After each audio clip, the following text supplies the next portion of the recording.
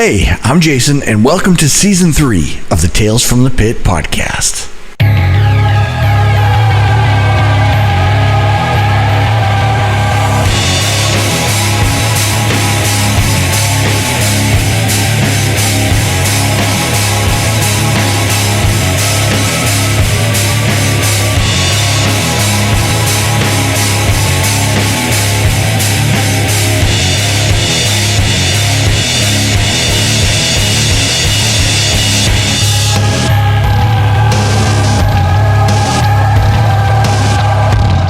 Hello and welcome to Tales from the Pit, the behind-the-lens access to the entertainment world, the creative people involved. Today is our part 2 with Red drummer and photographer Brian Medeiros. I hope you enjoy it. Let's kind of talk a little bit more about your photography. You've been doing video now, so you've been jumping over into video, and you mentioned earlier you've been doing some audio voiceover stuff that we can kind of get to as well. I really want to get into the red stuff at some point too. There's so many things we can talk about. I don't know. I'll talk forever, man. I don't want to rambling on. I don't want to go all night long. I know you got a lot going on, and I know you got to rest your voice for tomorrow. But let's kind of jump into some of. You've got into video. You've got some amazing footage. I remember way back you playing the drums at like the Grand Canyon or something crazy like that. Just put out some awesome Scotland video footage from your drone that's just breathtaking. Talk to me about how video progresses off of your photography. Yeah. So before I got my camera, I actually, like 6 months before that, I got a drone because I was like, I don't know. I've always liked remote control cars and like things like that growing up. I'm just like, that's awesome. So now I can have this robot helicopter camera thing. Let's go. That sounds incredible.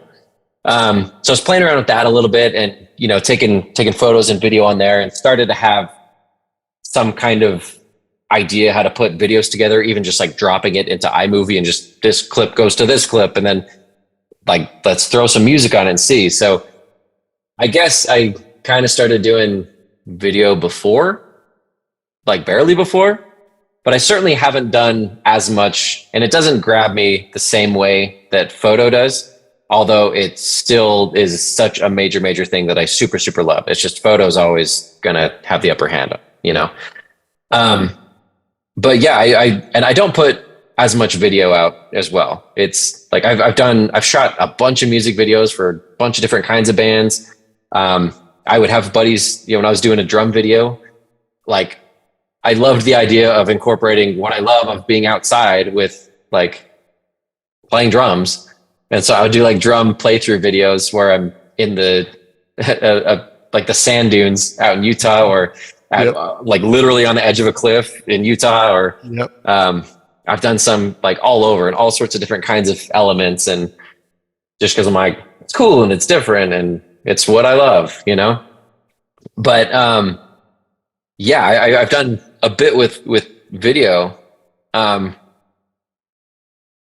really like doing music videos because it's like just this collaborative thing of like with the artist's vision and then like how you can make it come to life. And it's a lot different than just a photo, you know, obviously, and it's just this in-depth thing that you spend so many hours prepping for and then shooting and then sitting in Premiere, like sorting through the mass amounts of footage to find the nuggets they're good and how it tells a story. And it's really fun. And I've been able to do some stuff like real estate stuff and some branding, like product stuff. When I went to Kenya in 2021, a nonprofit wanted me they brought me out there with them to like photo video the nonprofit work that they were doing. So that was one of those experiences where it's like, they don't have the budget to like pay me for my time, but they'll cover all of my expenses. And like, that's an opportunity. So I was like, hands down. Yeah, absolutely. Like block out 2 weeks of my life. I'm going to Kenya. That's absolutely incredible. And it literally was like one of the most life-changing things ever. Super was. And, you know, I was taking photos and just taking video and looking like I have like terabytes of video. And it's all these moments of like the real moments of real life with these real people that have a real problem.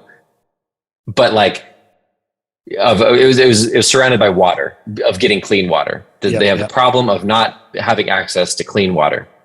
And so that's what this nonprofit called Who Lives, that I was out there with, does. They have they've developed a borehole drill that is man powered rather than like these massive trucks that have a hard time on those terrible roads getting out to the more remote schools and villages and things like that. Yeah. So this is like a man, it just has like a ship's helm essentially laid down flat that you just like cranking it and you just put on another foot section of the drill and just put on another foot section and you can drill down through rock and clay and sand and like everything and get to those natural underwater springs and provide, you literally can throw all of it in the back of a pickup truck. So it can certainly get to more remote areas. Absolutely incredible. But yeah, like just being able to, like, I have so much video of that, being able to look back through it, and I've put several pieces together, and it's just, you capture these moments of these people and it like lives on. That's a different way of a photo, just capturing a moment. This is like the actual like voices of them so happy and excited that they're seeing clean water from this magic thing that we brought to their village.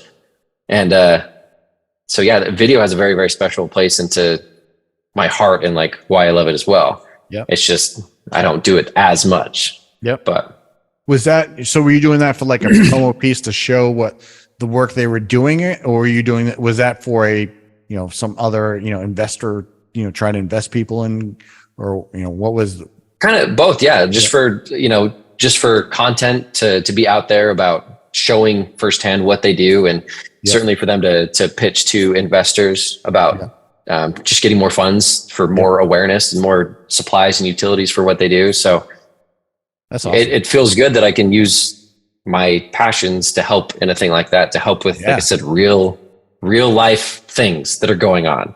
Yeah. And the biggest takeaway from that whole trip was like, they have these major honest problems, but the one thing that they have is happiness. Like they're such a beautifully connected community. And even though they don't have anything as it's commonly like seen and sure. It's kind of the view from our side of the world. Yeah. Like they're so happy with what they have, other than like, there's obviously a lot of horrors and, just the disease and death that comes from not having clean water. It's simple, basic necessity. Right. Right. But like the first school we rolled up to, these kids were just like, it was like recess and they were just like creating clay pots and stuff with the mud, and they were stoked. Like they were just so happy and the biggest smiles. And I'm like, we have everything in a phone. Like you could DoorDash anything right now to wherever I am. I could look up anything right now, but like generally speaking, like there's such a lack of happiness and just I feel like real camaraderie and real connection between people over on this side of the world. So it was a perspective eye opener for sure. Yeah. And it was beautiful, beautiful thing. So, kind of a little bit of a technical question. Were you concerned about bringing your equipment over there? For sure. Yeah. Because I'm like, it's just such an unknown thing, and just traveling that far with it. Sure. And anytime I fly with my gear, I always have it with me. I never check it. Yep. So at least I know it's always in my hands, and I will take care of it. But like when I flew in, I got held at the airport, and they like wouldn't let me through with my gear. And long story short, essentially were holding me for ransom because they know they could, because they knew that I was a foreigner and that I have gear. So that must mean that I have money. So we're going to hold this guy until he gives us a certain amount. And so it was a different world. Like you land and you're like, okay, I am not in the United States. Like this is, everything is, they can do anything. This is out of my control. So I thought my gear would get seized or something, but thankfully I was able to kind of like, I knew that they were trying to like extort the situation and just like get what they could. So, you kind of gotta play back and play dumb and just be like, oh, I don't have anything, whatever. Yeah. Eventually got, after like an hour or so being held in like this tiny office with like one swinging lamp, like pretty much literally, I was able to get out. And then from there is a lot of reports of just attacks and just being mugged and your vehicle getting stopped and just getting ransacked. So it's like, I was like, that's kind of terrifying, but it's just part of the risk with doing something like that. And fortunately we didn't, aside from that thing in the airport, I didn't ever even feel unsafe, so I didn't have any worries about my gear. And yeah, I have insurance on my gear as well. So it's like, if something happens, I can get it taken care of, but fortunately nothing happened. And you weren't traveling alone, or were you?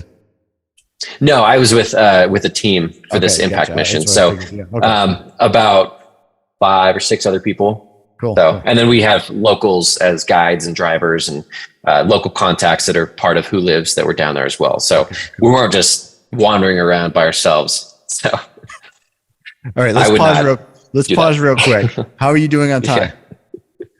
Good. Yeah. We can keep going? Yeah. Okay, because I want to start getting into let's get into red, and then come back and talk about voice narration, a little bit more video and photo. Oh, sure. I just want to kind of get into red. All right, so let me kind of jump back in here. All right, so let's kind of deviate from that, and we'll come back to all that stuff here. But let's talk more about, you've took the time off, you focused on your book, you kind of was doing your photo stuff. At some point, you start getting involved with the band Red, or was there something before that? But kind of let's go into that sort of time period. What happens during that time period? So yeah, photo video is definitely like the focus, and the world was shut down from really most music things anyway. So I was doing a little bit here and there of just like kind of later 2020 and early wrapping into 2021. I was doing some things with some friends, writing some covers and just like doing some videos and just doing little things here and there, just to still feed that flame. And, like I'm a drummer and I'll always be a musician. I'll always have that passion to play. I need to do that, need to have that outlet. So just little things, not really jumping on to any tours that were happening or anything. I was just like, it's not the time. I didn't want to just jump into anything that wasn't an evolution from where I was, and I needed to jump into something that I knew I could accomplish what I still wanted to accomplish, the bucket list things that I hadn't hit yet. And so otherwise in 2017, did a tour. It was Red, 10 Years and Otherwise. And at that point, up until that point, that was my favorite tour I'd ever done. It was just ran really well, great shows. Just the Red Camp it was awesome. It was just like the most professional tour I had done. And so I really looked up to them for that. And, I've been listening to Red since like high school or middle school when, when End No Silence came out. So, I'm very familiar with it. And I was like, man, this is the coolest tour. And I love the 10 Years guys. So that was a great time. Early 2021, I saw that Red was parting ways with their drummer.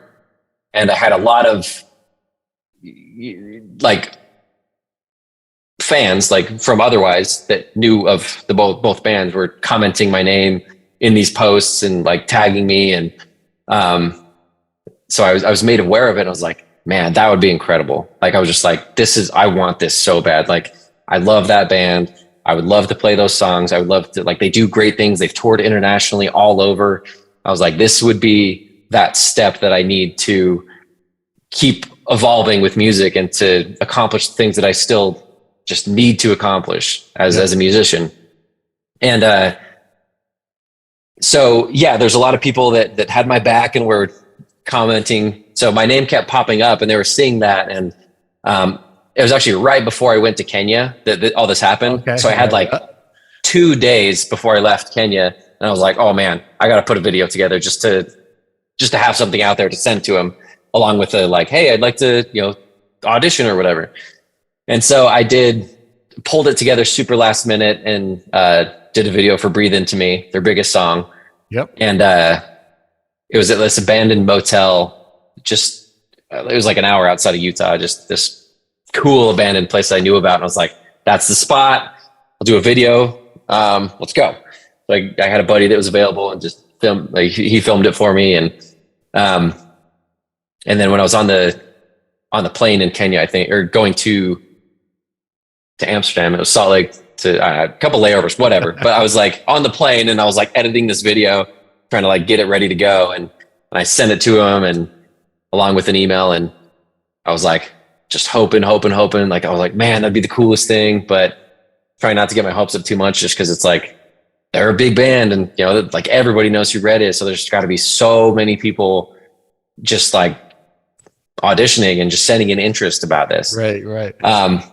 And then I got an email back that said that they would like to have me come out to Nashville to do an in-person audition. And I was like, holy crap. Like I was just elated. And they had a set of like 3 songs that they picked for me to perform and then one of my choice. And so even while I was in Kenya, kind of going around as we were driving to different villages and stuff, I was like listening to some of the songs and trying to learn the songs as I'm on the other side of the world. And like I've had to learn so many songs just in the span of my musical journey. So I've kind of come up with a way that I can learn them pretty quick and don't necessarily need to be at a drum set. So I was just like listening to them, just like getting them down and just like trying to do as much as I could to prepare. It was a big deal. And then when I got back from it, thankfully, like the timing worked out as well. So like, cause they're like, this is the day, like be in Nashville this day.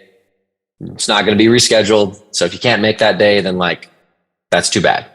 So fortunately with the Kenya trip, like the timing worked out. So I was back home and I could do it. So got back from Kenya, worked with my drums as much as I could. And I was like, okay, I can fly out. And I know plenty of people out in Nashville. I can borrow a kit or rent one or whatever. And I was like, I don't want to do that. I like my kit. I love my kit.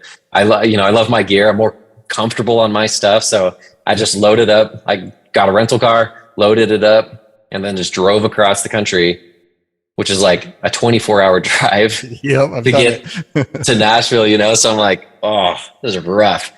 But super worth it. I was just hyped the whole time. So it wasn't really rough, you know? But yeah, I did they had invited 5 people out and 3 of them couldn't because it was like, gotta be that day. And they're like, too bad. There was me and this other kid from North Carolina. And he did his audition. I was after him. And I haven't been nervous for a show or a festival or anything like for a long time.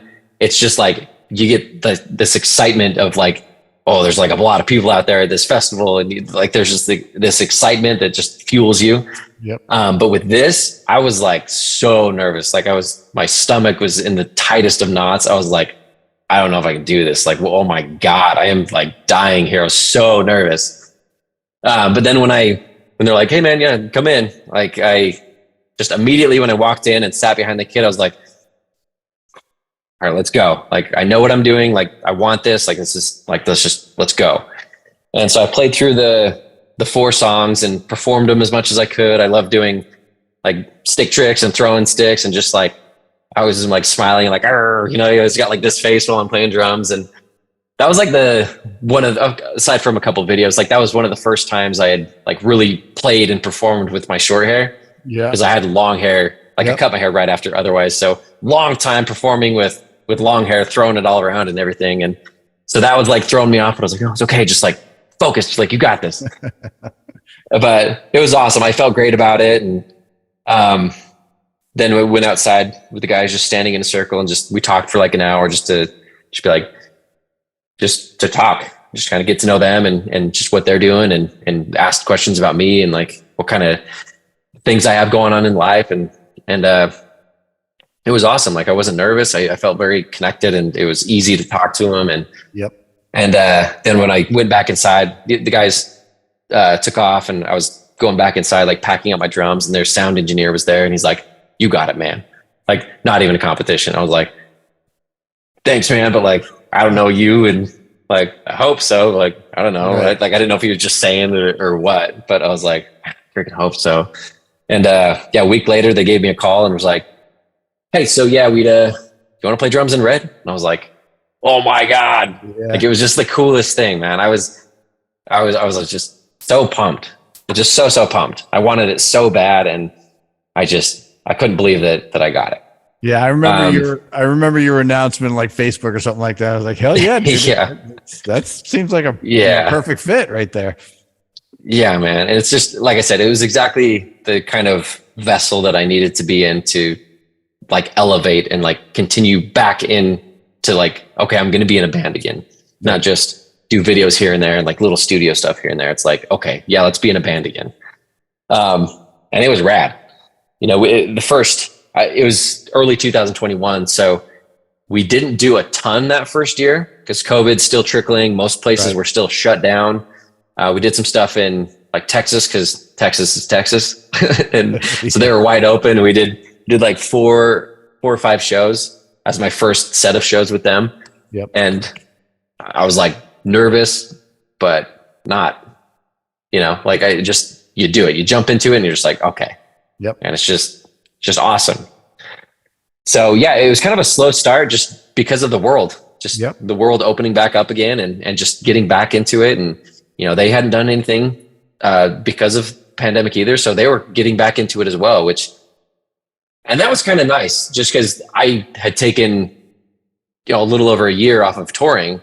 So kind of gradually getting back into it after the pandemic and everything, just getting back into touring, back into a different band. It was so nice, just nice and gradual rather than like, okay, new band, 2-month tour, let's go. Yeah. Which would have been awesome. I would have done it and it would have been, you know, quite the experience, but I was much happier with it just kind of like gradually going back into it, you know? Yeah, it's a good, comfortable start. Yeah, definitely. Yeah. And did some festivals and... Yeah, I was going to say, you guys started touring heavy at the beginning of this year, right? Didn't you guys do Europe and something like that? Was that this year? So at the top of last year we did, last year. Well, last year, it is January now. Yes. So 23. Time is weird. Yeah. It's a construct, man. What does it mean? We did an acoustic tour with Keith Wallen from Breaking Benjamin. Yeah, he's been on He opened up as dude, he's so awesome. The coolest guy. He's great. Yeah, super talented. My God, love him. So, you know, he has his solo stuff and he was opening for us on that run. And that was super cool because it was like a longer tour, but it was acoustic. So it's like not quite as taxing, even though it was like full drums. Yep. We're rocking out, you know, but like that, just part of that gradual, you know, entrance back into touring and everything. And that was a really, really good time. Then we had a little bit of time off. We were kind of writing the new album, starting to get the wheels on that rolling. We also had re-recorded Until We Have Faces, which is Red's third album. Yep. So we did that acoustically, but also it still has like full rock and drums, and it's really, really cool. It's a really cool take on that album, and it meant a lot that I was playing drums on this album that I've been listening to forever. You know, I like Joe Rickard, who played drums on most of Red's stuff. Like he's an absolutely incredible drummer and just musician and producer. Like he's unreal.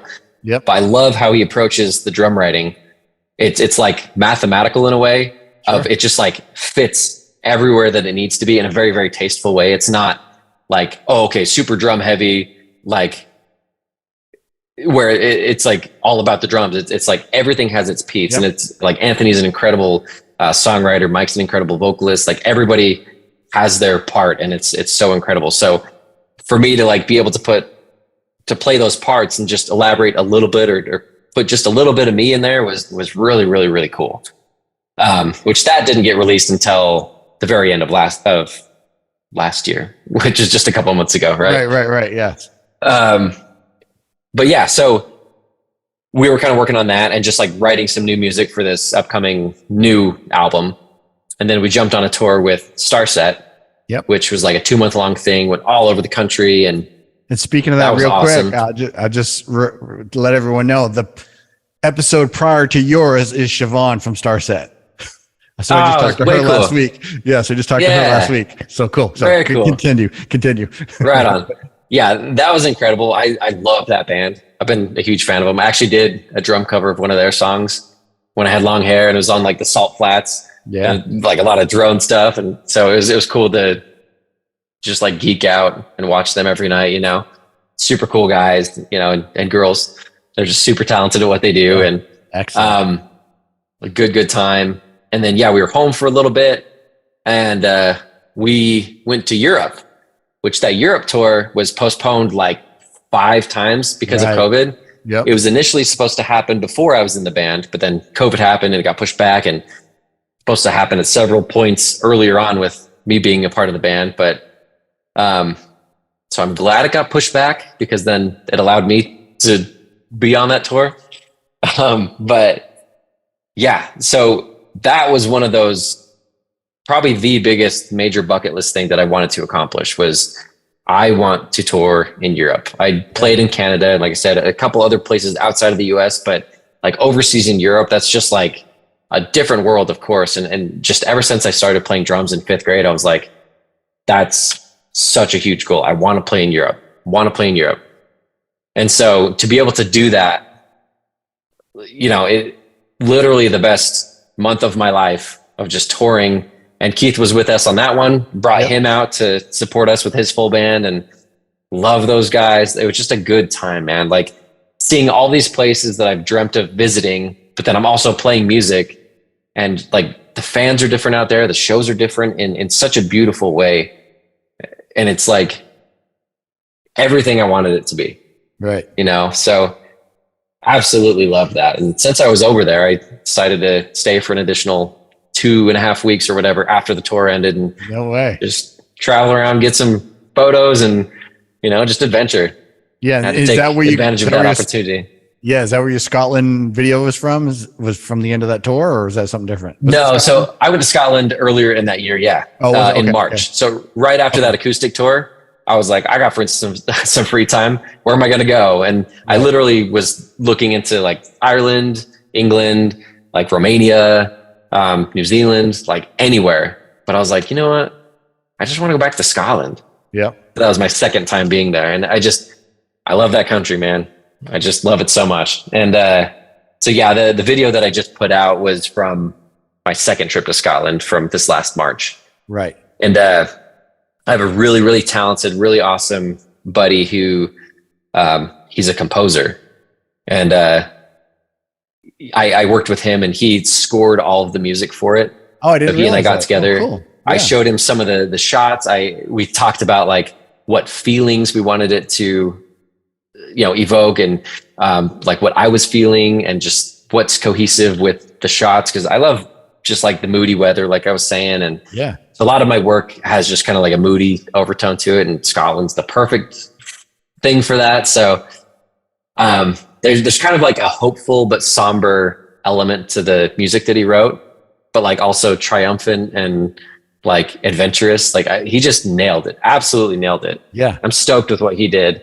And yeah, like it took me several months to put it out, just because it's like, I'm not just going to put music. I'm not just going to like find some music to put to it. Like I want him to do it. And so it was a process of, you know, I didn't want to rush him either. And so, and then I also had like freaking buttload of footage to weed through to find how I wanted to organize this whole thing. And so it took a little while to put out, but I'm so glad so happy with what it turned out to be. Yep. You know, I think you said you wanted it to be an hour or something like that. Would you?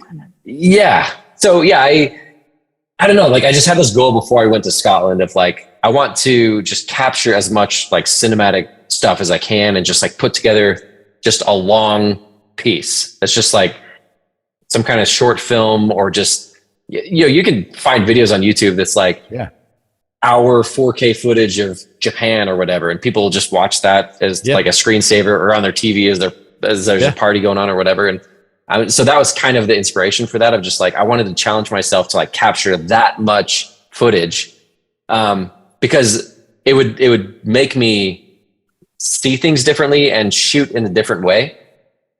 And so that was a fun challenge for me. And so I probably could have made it an hour, but I'm very hypercritical of my stuff. And I was like, I don't know, that it's windy as crap out there. So like it can be in certain areas. So like the drone stuff, you have to really be controlled on there, and the wind's whipping it around a little bit. So it's, you know, it does great at like combating that wind and stuff, but you still see it a little bit. And so I was like, I don't want to use that. And there were certain things that I just didn't feel as strongly about. So I was like, it's all good. Let's just condense it a little bit. But I learned a ton from doing that and that process of shooting and putting it together. And so I want to do more of that and just grow to like, okay, well, let's now do like a half-hour video, and then let's do like a 45 and then an hour. And so just trying to just sit in these like cinematic shots, even if it's not the drone one, but just like with my handheld of just, you know, one of these locks that are moving, and there's just like this castle, and you just like sit in that moment, and it's okay. Cause a lot of what I do with music videos and stuff, it's kind of more run and gun, where it's like, okay, we got the shot, and then let's do this one, and just like quicker pieces. So yeah, just kind of breaking that habit, and just like, it's okay to sit in this moment, and it's okay in a video for it to sit on this longer than just a few seconds, you know? Yeah. But for me, with drones, so let me ask you. So with drone stuff, you know, I've been doing drone probably the same length as you probably. And I found for me that I would go out, I'd shoot, and then I'd like, all right, I'm going to readjust my thumbstick settings, or I'm going to readjust my smoothness, stuff like that. So I would shoot, and then I go, all right, that, you know, my turns are too fast, or my, you know, my pans are too much, too whatever. So I go back and redo it over and over again. Was this something were you feeling pretty dialed in when you went over there, or were you just kind of playing around? I felt pretty dialed into it. That first drone that I had, when I was saying that I worked, first got into it, was the Mavic Pro. And then when the Mavic 2 came out, the Mavic 2 Pro, I got that one. And that's the one that I had in Scotland. And I worked with that like a ton. Like I loved it, and I was super comfortable with it. But like I said, most of it was just the wind. Like it just catches a draft and just like pushes it just enough that it's like, man, you're sitting in this beautiful shot, and it's like, you know, just like it gets like just the smallest thing. And I'm like, I see it. No one else will notice, but it's like, I see it. Yeah. So, but yeah. With my first drone though, the Mavic Pro, I was like that, where I would fly and it was like, oh man, it's got to be the settings, and trying to like adjust it and have it so the gimbal doesn't go down as fast. It's a little bit more smooth on the motions, and then I just realized that I need to be a little bit more smooth with it, in conjunction with finding those settings that are the most cohesive for what I'm looking to do. So yeah, just sitting with it and working it, you know. And I'll say, for anyone watching this or listening to this, because this is also on YouTube, so go check out the YouTube site. But your link tree, you have that as your first option in your link tree. So the 4K version of it, and it's such breathtaking video. And it's, you know, Thanks, you said so did you, while you were there, was it, all right, I need to hit this castle, I need to hit that castle, or was it you just like, I'll get there and I'll just figure it out? Or do you have all that sort of planned out already? Yeah. So I knew how long I was going to be there. And I always have like a list of different countries and places that I want to see. So I pulled up my Scotland list and kind of looked on a map at where these places were, and came up with some kind of plan, some general plan, and just like a loop. So I flew into Glasgow, went to like the Isle of Skye, went up through the Highlands, and just cut over like all the way over through, what is it? Oh my God, I'm drawing a blank, but just like all the way over to like the eastern coast of Scotland, Aberdeen. Yeah, I think it is. And then down through Edinburgh, and then back over to Glasgow to fly out. Yeah. So I knew that route, and I picked things that were on the way that I could make happen. And even when I like to be organized, and lists are awesome, and like plans like that, but I know there's always flex. There's always things that happen. So I didn't hit everything, but there were like anchor points of like certain castles that I was like, I have to hit this, or like there's certain spots. Yeah. And actually when I was in the Highlands, I had the rental car, like one of the tires blew. And so I was stranded in the super remote Scottish Highlands for several hours, because like service isn't great out there. It was late at night, completely dark. There's not really passerbys. I'm trying to get on the phone with the car rental company and their service provider. And there's all this back and forth and misinformation of like, oh yeah, they'll be there in 45 minutes. I'm like, all right, I can deal with that. Then hours go by and I'm like, hey, so now what's going on? They're like, oh, They told you that? No, it's actually this. But it was a mess. And I got to a city called, a very, very small town called Drumbeg. And I had to, because I was on a tow truck. A tow truck took my rental car all the way up there and dumped it. And so I just stayed at my Airbnb for like an additional 2 nights from what I wanted to. So, because we had to source a tire from the closest larger city and have it like basically driven in, and it was kind of a mess. But the lady that I was staying with in her Airbnb part of the house was like the nicest lady. Everybody out there is so kind. That's awesome. The tow truck driver that I was riding with was just the coolest guy. So it as like frustrating or scary or like concerning as that situation could have been, because I'm just traveling by myself, like it was just kind of funny. I was like, it could so be worse. Like I'm stranded in the Scottish Highlands and like, I'm fine. It's fine. Like, This is awesome. It's just a story, you know? And, so yeah, when I eventually was making my way out of Drumbeg, when I got my tire on and everything, I had to, from there, kind of rewrite my route because I needed to make up the time that I was supposed to be 2 days further along, you know? So I had to just kind of skip a few things and make it to where I was back on track. But just means I got to go back. There's way too many things that still got to see. So yeah, totally. Yeah. It's a good reason. Yeah. So we have this tour with Alter Bridge coming up at the end of January, and it's like a month long. It'll go through. I'll be back home at the end of February, and so I'm like, that's like the best time to plan trips, is because we're usually not going to jump from one tour to another. So I can be like, okay, I know I have this time open. There's not a tour that's likely to pop up in there, so I'm already looking at where to go for another Europe trip, and nice. I'm like, I might just go back to Scotland. It's just why not? Yeah, I know. I'm just like, there's so many places, and even the places that I've been that I have hit both times, it's like they're just awesome. And the people out there, I've made some friends out there. Like, it's just cool, man. Yep, that's awesome. When it comes to, I mean, so for me, getting back to Red, I got Sahaj tomorrow, so I got Raw as well. So that guy. Back to Red, totally. Getting back to Red. So for me, I've been a huge Red fan since the first album. I love the heavy but melodic vibe to it. I mean, that is just right up my, that's right in that sweet spot for what I like to listen to. And I mean, you're touring with some great bands like Starset and, Keith as well. And, you got a great tour coming up too. I think you guys are like, all those bands, I'm like, man, that's just my sweet spot for what I like to listen to. So for me, I've been a fan of Red since the beginning. So I think they're awesome. And I've got every album. I actually am going to I have not gotten yet. I'm going to get the acoustic album. I just haven't had a chance to yet.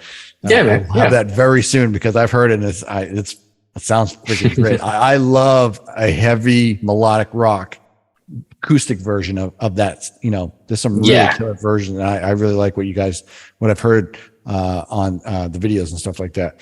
Thanks, man. And like with the live strings and everything, it adds so much. Like those orchestrations. I will be getting that very, very soon. But so when it comes to like touring, so you've done touring. So you've done touring with the band for the last year and a half, roughly ish. Basically, yeah. We're coming up on 2 years of being a member, but with sparse touring in the first year. Yeah. Did a couple little things here and there, but yeah. And you guys have done some huge festivals too, right?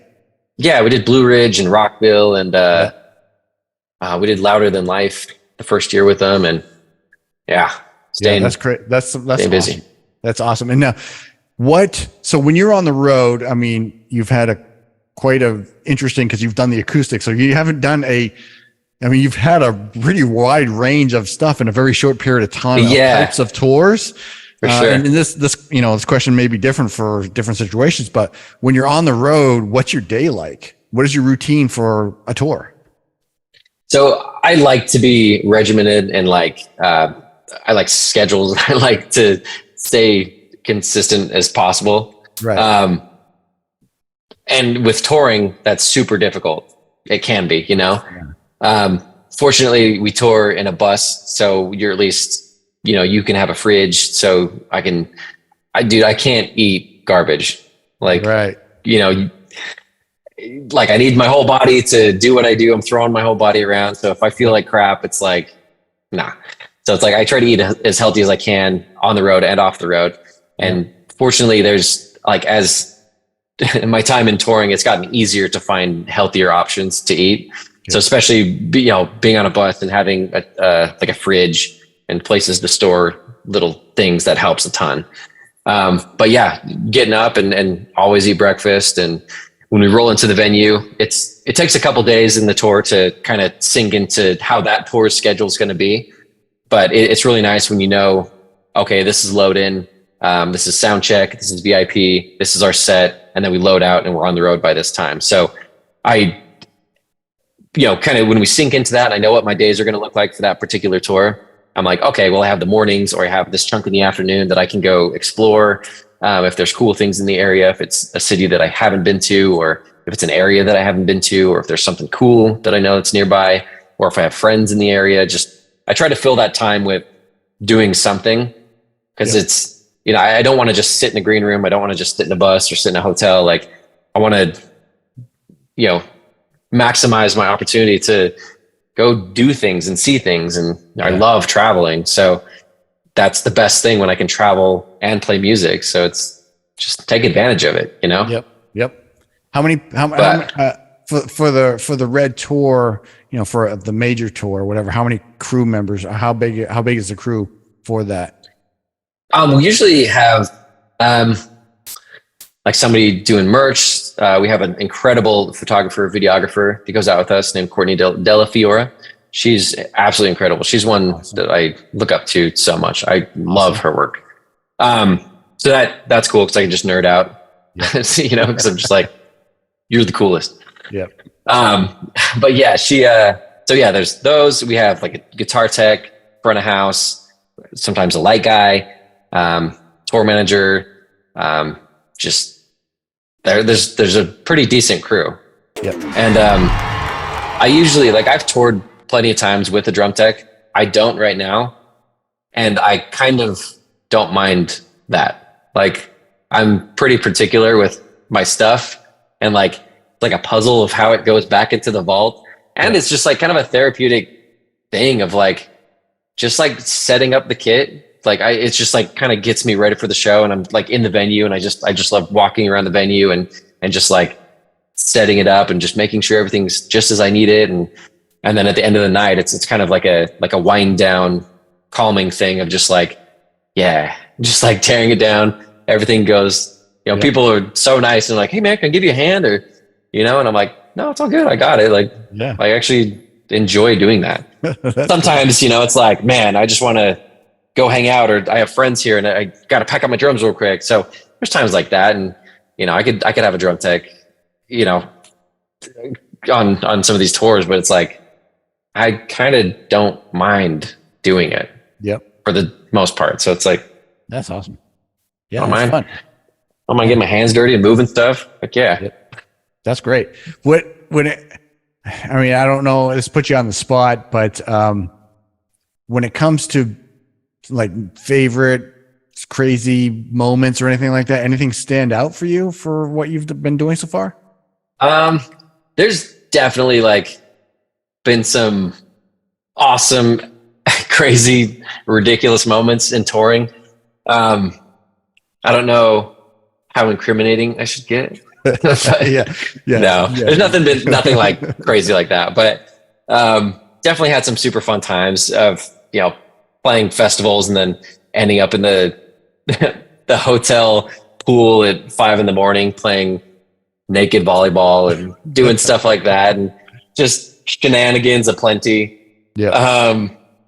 you know, but honestly, some of my favorite moments of touring is just like when you just sit back and you're like, I can't believe I'm doing this. You know, like just the little kid in me of being in 5th grade, just dreaming of doing these things. I'm like, I'm doing it, man. Like it's so cool. Like when we played Welcome to Rockville with Red this last, when was that? It was last year. Yeah. It's at the Daytona Speedway, I think is what it is, right? But in Florida, and like we drive our bus onto the track. Like I'm not into racing or anything, but like I know that that's a big deal. So like it's just so cool. We're just on our butt, like driving in our bus, like on the track, and it's just like whoa. And then after we like that festival was in just insane. Like it almost got some of the bands didn't get to play because there's a lot of lightning and stuff. Right. Yeah. I saw that. Yeah. They evacuated everybody. Like right before we were supposed to go on, it pushed our set back. We didn't think that we'd even be able to play because there was other bands past us that, you know, should, you know, have the spot more than we should in a way. Yeah, right. Just because they're the bigger bands. And they let everybody back in. We got to play our set. There's like rain and lightning. And we had Brian Head Welch from Korn because the guys are really close with him. He came on stage and played a song with us. And it was just the coolest night. It was just the coolest, one of my favorite festivals for sure. And then when we were leaving, we stopped at one of the turns and just like climbed up the hill. And those turns, it doesn't look as they're super steep. And so we just crawl up there. It's kind of slippery because it was wet. And we just sat on the top of that hill of the turn. And we're just like looking at the festival grounds as they were emptying out, and just, it's still a little like thundering and lightning in the distance. And we're just like, that's one of those moments where it's just like, this is so cool. Yeah. And, so that's one that really, really stands out to me. And similar kind of thing on the very, very first tour that I ever did.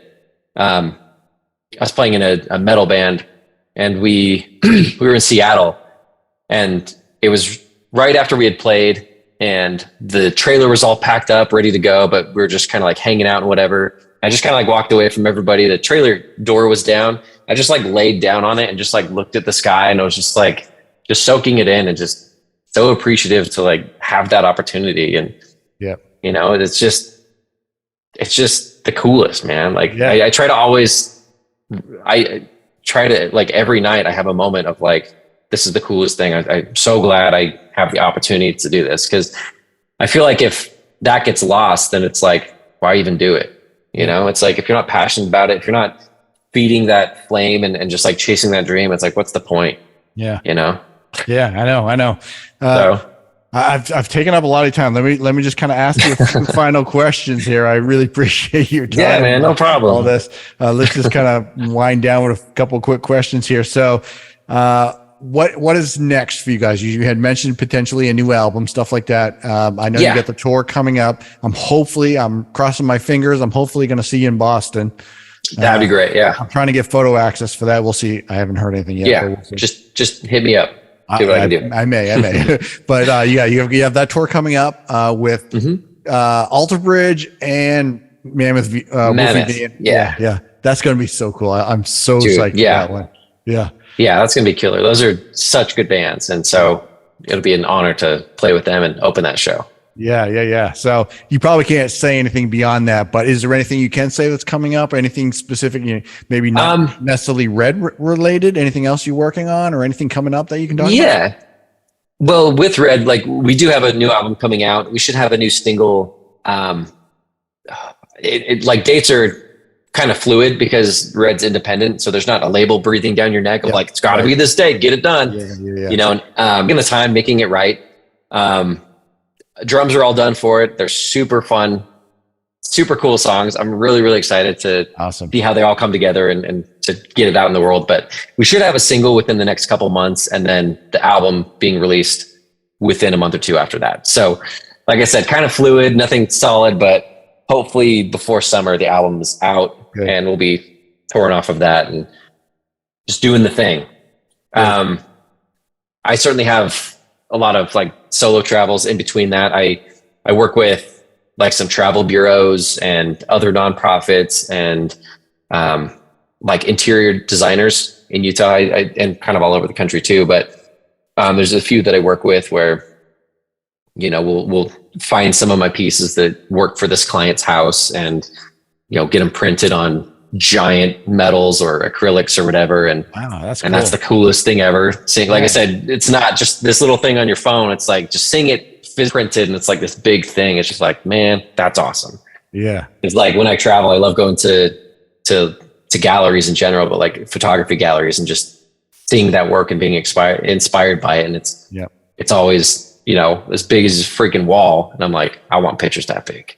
That's so awesome. It's been a really cool journey trying to find these opportunities and working with these great interior designers and even some private people that have purchased big pieces for their home. Like I love working with them and just finding those pieces that will complement their home and just be like this incredible piece above their fireplace or up their stairwell or like whatever, you know? And then I am working on a second photography book as well. Killer. Which is kind of slow going just because there's so much else going on, but I absolutely want to put together another one. And a lot of people have asked, they're like, oh, is there going to be a year 2? I was like, there's no way I could do one there because there's just so much that goes into it. Yeah. And I'm like, man, I'm going on like year 4. And so I'm way behind if I'm got to put out a year 2 next, you know? Yeah, no so kidding. It won't be like years, but it'll definitely be another collection of some of my favorites and done in a little bit different style. But,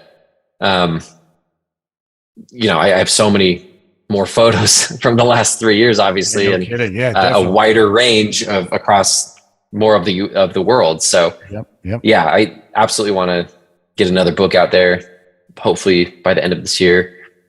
For the last couple of years, I've been playing with the idea and looking into opening a gallery of my own in Salt Lake. Yeah. And like, you know, getting to the point where, you know, I've ran numbers, I've looked at spaces, I've looked at kind of what it would take and, you know, creating business plans and all sorts of things to make it work and to be profitable and for it to be just for it to work, you know? Yep. And so I'm right about to the point where I can start, I feel like reaching out to some investors and seeing about making it happen. Oh, cool. But because I would love to have just a physical space that you can walk in and kind of disconnect from the busy outside and just look at some of that and have a portion of it for like the nonprofits that I work for. So the photos that I capture for them, it's another avenue to bring awareness and funds. Because, you know, if a piece from that collection sells, then love to kick back to that nonprofit just as another way to support it. And just trying to find all sorts of different ways that I can stay busy and keep creating and keep putting stuff out there. And it's crazy and it's awesome. And like, it's absolutely not the easiest, you know, it's things are never as they seem, you know, there's always a veil. There's always a lot going on behind the curtain. I don't really share much about like personal life and stuff. And sure. Like, I don't just like air it out online. I'm always happy to have conversations with people, but I just try to put out positive and like put out cool things. And it's not quite as it may seem, but I can't complain too much. Like I feel very happy and very fortunate and very proud of what I've been able to do, you know? So what was it? That's excellent. First of all, but what was the voice over stuff you were doing? Narration. So I kind of started doing that just about a year ago. Just seemed like a fun thing to do, you know, just one more way to fill some time, you know, just to keep myself busy. So I've done a few like books, like some nonfiction books that are like told in the first person. So there's other characters and stuff, but you don't hear their dialogue. It's all just like conversational from one person's point of like first person point of view, if that's the right term.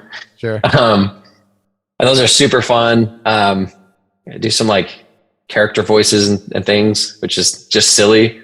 I'm like super awkward with it. I don't like do it in front of anybody.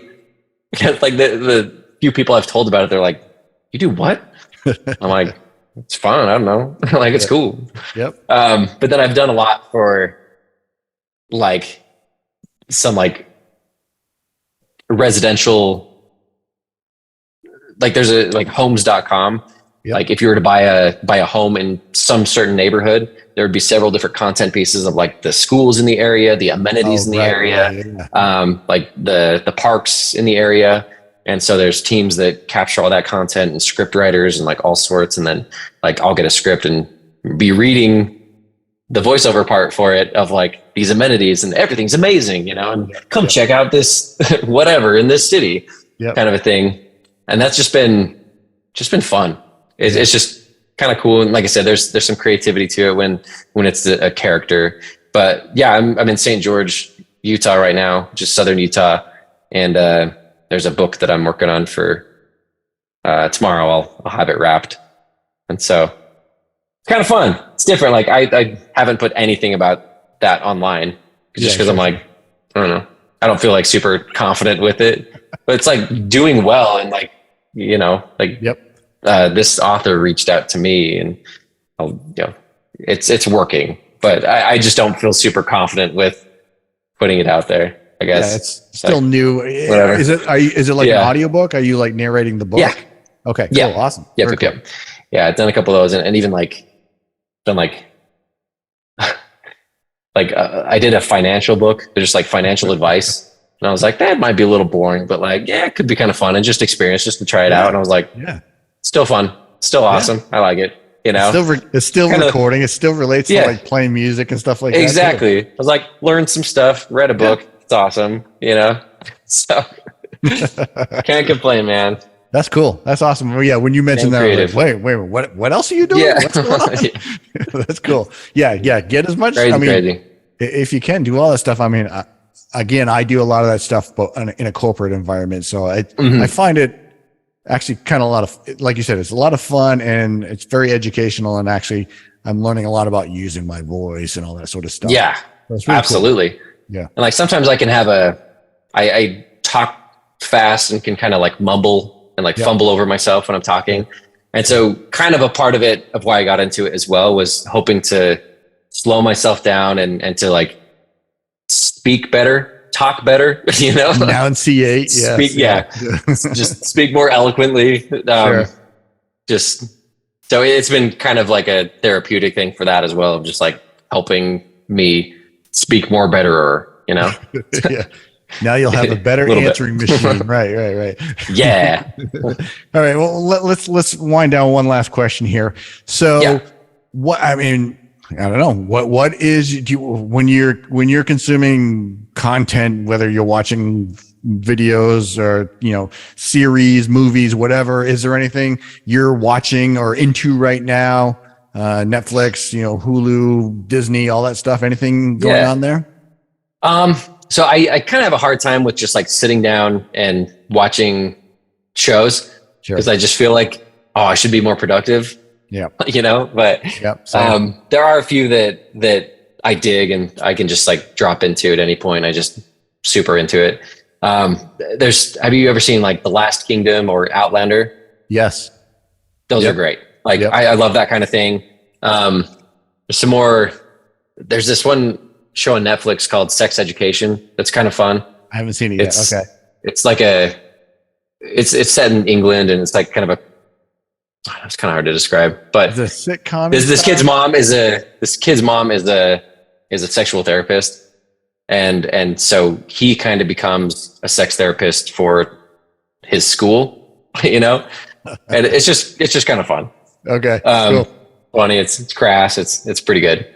Okay. And the heavy hitters like Ozark and Fargo, always good. And love shows Fargo, like, dude, like I love the movie. And then when they started coming out with the series, I was like, every season is just so good. Yes. Like the cast, just the score to it, the music that they throw in there. Everything, and just like the subtle funny bits that like almost fly past you. And you're like, wait a second. So I love that, man. Yep. And stuff like Always Sunny in Philadelphia. I think that's a good one. Just throw that on anytime and love that. Yep. So. I just finished watching on Paramount. I just finished watching, and I've never seen Yellowstone or anything like that, but I just finished watching 1882, I think it's called. New series. Excellent. Really, really excellent series. I highly recommend it. I mean, I'm not really, I don't know anything about Yellowstone, but this is sort of a prequel. Yeah. Excellent. Extremely well done. Excellent acting, everything. So this is something I just finished watching this week and I was like, holy cow, I had no idea. Yeah. It's great. So anyways, there's so much good, like just like cinema and TV shows out there anymore. And like, you know, there's everybody's like, oh, you got to watch this show. You got to watch this one. And I'm like, there's not enough time to watch all of these awesome shows. I know. So like I have a huge list of things I want to watch and that everybody's like, yo, you got to watch this, but it's hard to just knock it out. And some people are like, well, when you're traveling on tour, and I'm like, oh yeah, I'll just watch it on tour. But it's like, even when we're traveling, like I like to be looking out the windows or like, just even taking it in, music and just like watching, looking out the windows or just doing something, hanging out, whatever, you know. I feel like, I don't know. I feel like I'm just so removed if I'm in this show when there's other cool things to be doing or to be seeing or interacting with. So Yep, definitely. So man, I really want to say, first of all, thank you so much for doing this. I've been kind of hounding you for a while to do this. No, dude, I appreciate the patience and I'm so glad it finally linked up. And yeah, me too. You're the best. I've been a fan of your work for a while. And I think you're a prime example of talent versus go get it attitude and just really being positive and really kind of, all right, this is a goal and how do you get that goal? So I think you're a prime example of just putting your best foot forward, always trying to improve your work. I mean, your work is excellent. Pretty much in, you know, your music. I freaking love the band you're in. I freaking love your work, both video and photography and stuff like that. So again, thank you so much. Congratulations on everything you've had so far. I think. Thank you. Seriously. You're still at I think you're still at the beginning of your journey for all this stuff, but congratulations so far. And thank you for doing this. Of course. Yeah. More than my pleasure, man. Excellent. So socials, people want to check out your book, your photos, any of that stuff. Where do they go? I'm the most active on Instagram. So it's at Brian_Medeiros. So my last name does not follow that I before E rule. Yep. Medeiros. But I'll put links in the show notes as well. Yep. And your website, get your book, which I highly recommend checking out. Your photos, all that stuff. Red, check out all the Red stuff. I mean, the acoustic album I will be getting probably this weekend, very, very soon. Right on. Great stuff. So thank you so much, man. Dude, thank you so much. Hey, thanks for watching part 2 of our interview with Brian Medeiros. We hope you enjoyed it. You can check out our other episodes, our other guests on all your favorite podcast locations. Search for Tales from the Pit podcast. You can also watch on YouTube. Check out our website, talesfromthepit.net. I hope to see you on the next one.